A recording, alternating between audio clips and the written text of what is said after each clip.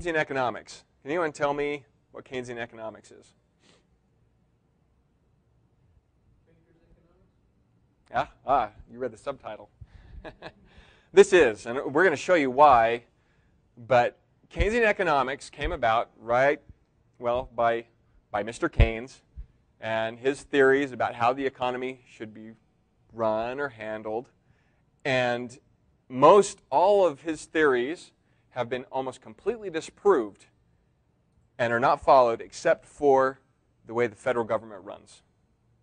The federal government follows it almost to a T. Okay, and that is the Keynesian philosophy that government stimulation and control in the economy is necessary to its general health. Or in other words, without the government intervening, the economy is not going to function properly or to its fullest potential. It will not be as prosperous as it could be. Stimulation should generally be approached through encouraging consumption in the marketplace. So, and you saw that, earlier over the last 12 months when George Bush sent out his economic stimulus package, sending everybody a check. The thought is that will encourage people to go and buy things. And by buying things, they'll stimulate the economy. Does anyone know what the GDP is? Gross domestic product. What is that a measure of? Okay, the output in the country, or more specifically, the number of dollars that are exchanged in the economy over the course of the year. So the GDP over the course of the year is the measure of those changes. So if you send a $2,000 check to every citizen in the United States, is your GDP going to go up or go down? It's going to go up. Yeah, certainly. People have an extra $2,000 to spend. They're going to spend it. But let's just look cursory on the top, on the surface of this. What happens to, say, Joe Producer over here that owns a speedboat factory or retail shop? Let's say retail shop. He has all these speedboats. So, Joe Consumer comes along. He's got his stimulus check. What does he do with that? Some may go and may be very wise with it and, try and make their lives better. But some will say, I'm going to make my life better by getting a speedboat, right? So they go and buy their speedboat, and they take it home, and Joe Producer is having all this additional revenue because he's selling all these speedboats. And any entrepreneur that sees this income coming, these profits coming from selling these speedboats, naturally says, I've got to stock up on this similar item because it's selling really well.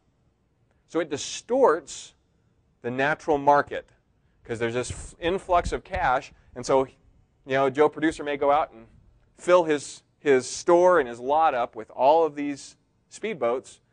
And as soon as the economic stimulus package is gone, what happens to Joe Producer?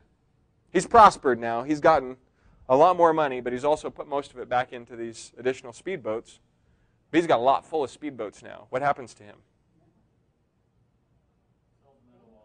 He sells them at a loss.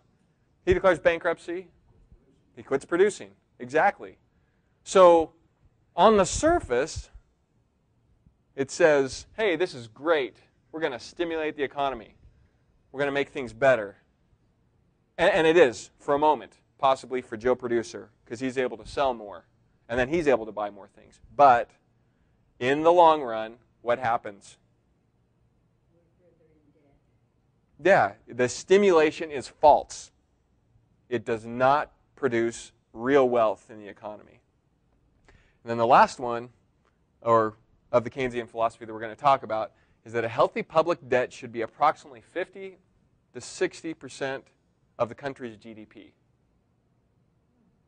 And it's supposed to be 50 to 70%, somewhere in that ratio. I've actually read a true Keynesian who was obviously in humor advocating a constitutional amendment to say that anybody that referred to the public debt as a number or as a number of dollars rather than a percentage should be taken out into the town square and have blank done to them. Because that's the way Keynesians think. Because as long as the debt keeps that ratio with the GDP, from the Keynesian's perspective, it's a healthy economy. Things are going good. We're going to talk about why here in the next slide. Here's an average spending cycle. We have a new law calling for government spending, whatever that may be. You know, whether it's something like Social Security or Medicaid, in addition to Medicaid, whether we're talking about just an appropriation for a bridge to nowhere, whatever. Some law comes along and asks for spending. Tax dollars run out. We've used them all. But it's okay, because as we analyze where our GDP and our public debt sit, we're doing fine. We're in the low 50s at this point. So the Federal Reserve prints an additional money and gives it to the Treasury so they can fund these projects that we've signed into law. We're going to do them, right? We signed them into law. They're going to happen. So they print additional money to take care of it. The public debt is increased.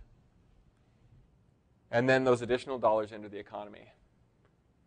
Now, these were dollars that didn't previously exist in the economy. So what happens in the economy with these additional dollars? Value of the dollar goes down. You bet. Because if you have 100 of a certain item, and all of a sudden you have 200 of a certain item, do you value them as much? You got a bunch of them. And the more you get, the less you value that single one. That's exactly what happens with dollars in the monetary system. They become continually devalued as we add money. And there are a lot, we can get very technical about how inflation is created and how it's intensified based on how the money is spent. But very high level, by adding money to the market that didn't exist there before, we devalue the dollar. And then, because we have all these additional dollars in the economy, what happens to our GDP? Yeah, our GDP goes up. Isn't that awesome? Because we've got more money, and the GDP is a measure of the number of times those dollars traded hands. So because of that, the more money we have in the market, the more potential we have for a higher GDP. So higher GDP, lower percentage of public debt to GDP. Automatically built in to Keynesian economics is the methodology through which government can continue to spend more. Because as long as they keep that percentage, they're good. And as long as they continue to spend money, their ability to spend money will go up. But what happens to us? Those that don't get the benefit of printing our own money, although we maybe like to at times. Last step, rinse and repeat. Okay, just go through the process.